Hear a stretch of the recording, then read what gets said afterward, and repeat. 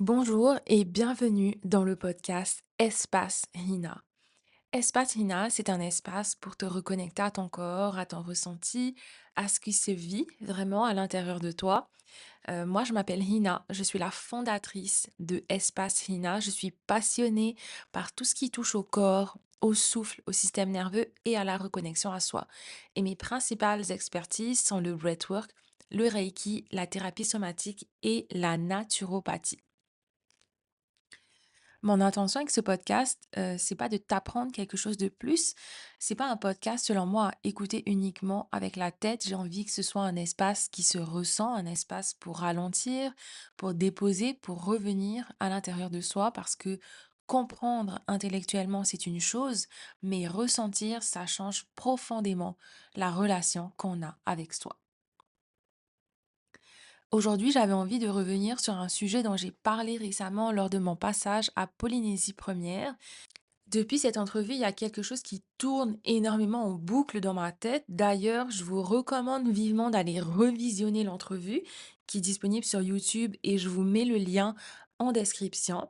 C'était un moment hyper enrichissant avec Temanava Domingo, qui est une personne que j'adore et que j'admire. Franchement, allez voir l'entrevue. On a partagé plusieurs clés avec Temanava, plusieurs perspectives différentes et c'est très intéressant d'aller réécouter cette entrevue. Donc, on a parlé d'estime de soi, on a parlé de confiance en soi et plus j'y réfléchissais, plus je trouvais important de revenir sur la différence entre les deux et surtout d'approfondir un peu plus cette réflexion. Parce que comme Temanava l'a expliqué dans l'entrevue, on utilise souvent ces termes comme s'ils voulaient dire la même chose. Confiance en soi, estime de soi. Alors qu'en réalité, il parle de deux dimensions complètement différentes de notre relation à nous-mêmes.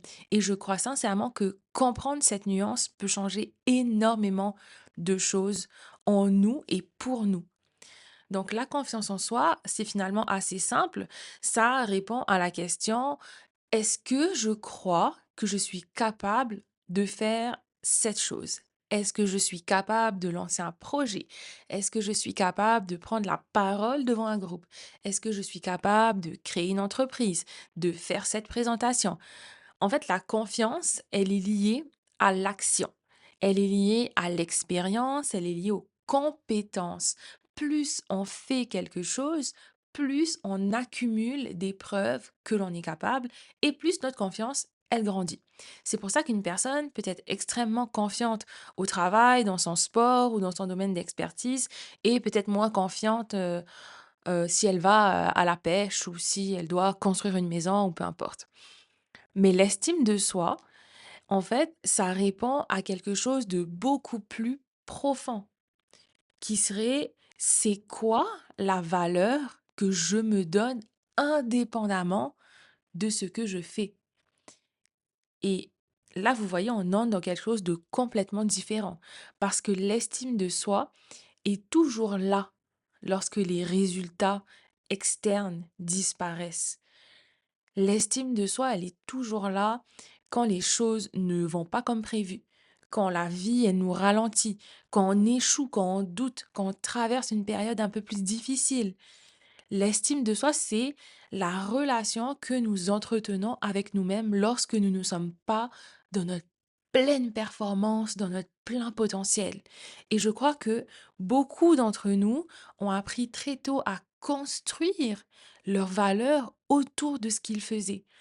Parce que, évidemment, dès l'enfance, on est souvent récompensé pour nos résultats, pour les bonnes notes, pour les réussites, pour les accomplissements qu'on fait, pour le fait d'être sage, le fait d'être fort, performant, productif.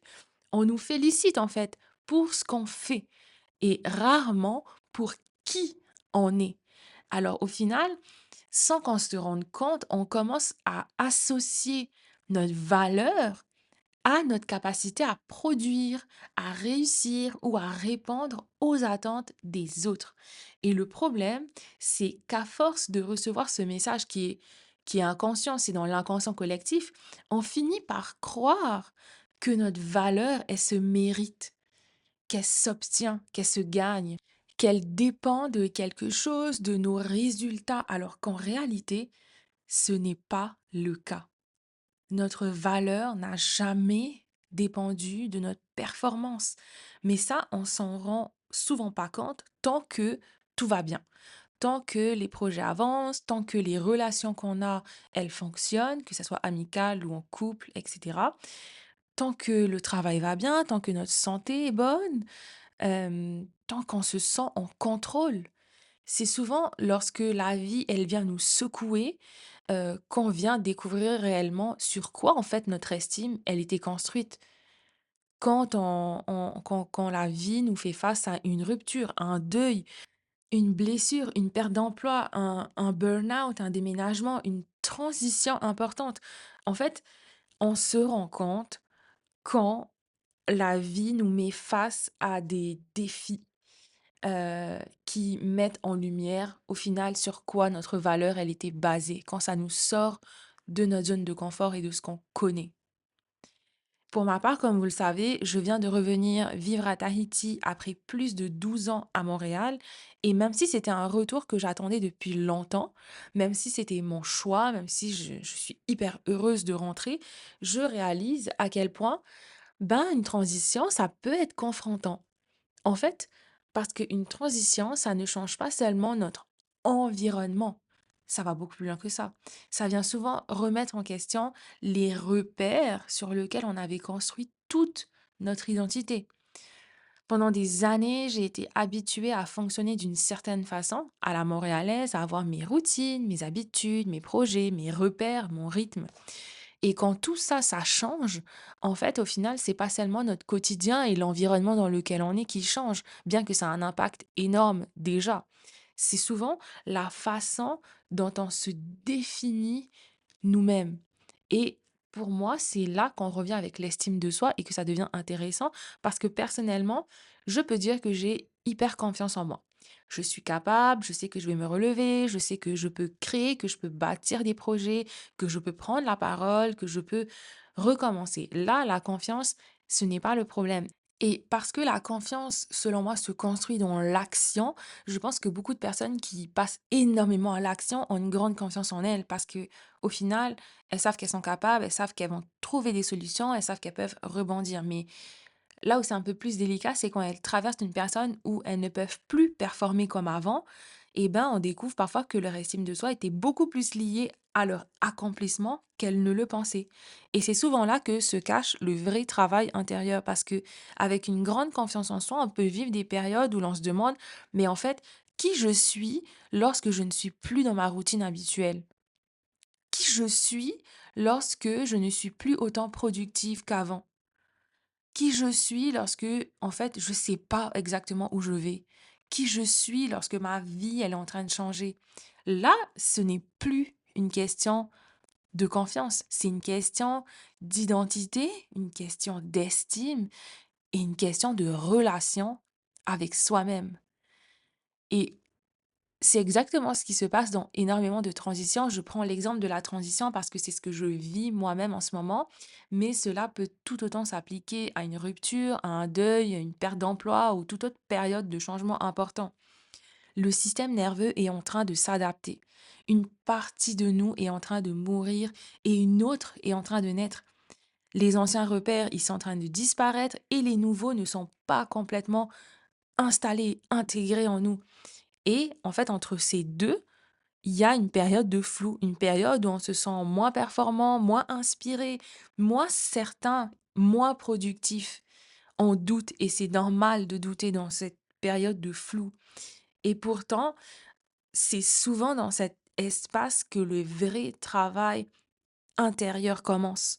Le travail identitaire, le travail de reconnexion, le travail qui nous demande de découvrir qui nous sommes lorsqu'on retire tous les rôles auxquels on était attaché, lorsqu'on n'est plus celle qui réussit, qui va au sport tous les jours, qui mange bien tous les jours, qui connaît toutes les réponses, qui sait où elle s'en va, qui sait, qui a une vision claire. Lorsque toutes ces étiquettes, elles tombent, ben, il reste quelque chose de beaucoup plus brut, beaucoup plus vrai et c'est inconfortable. Mais croyez-moi, c'est aussi profondément libérateur parce que c'est là que l'on commence à se rencontrer réellement. Et puis au fond, on passe beaucoup de temps à essayer d'avancer le plus vite possible, de passer à travers la tempête et de vite sortir de la tempête, de re-avoir de la clarté tout de suite. Mais combien de temps passons-nous réellement à nous écouter, à observer ce qui se passe en nous, à nous demander ce que nous ressentons vraiment, ce dont nous avons besoin, ce que nous voulons réellement, et non ce que les autres attendent, non ce qui paraît logique, ce qui semble impressionnant, ce qui est socialement valorisé, mais non ce que nous voulons profondément. Et il y a une énorme sagesse dans le fait de ralentir suffisamment pour s'observer, de prendre le temps, le vrai temps, pas le fait de prendre le temps pour être plus productif, ni pour optimiser quelque chose ou préparer le prochain objectif. Simplement, le temps pour revenir à soi. Parce qu'au fond, on ne peut pas savoir où on veut aller si on ne sait même plus ce qu'on ressent. Et franchement, des fois, j'ai l'impression que c'est pas tant qu'on manque de confiance, mais qu'on manque de connexion avec nous-mêmes.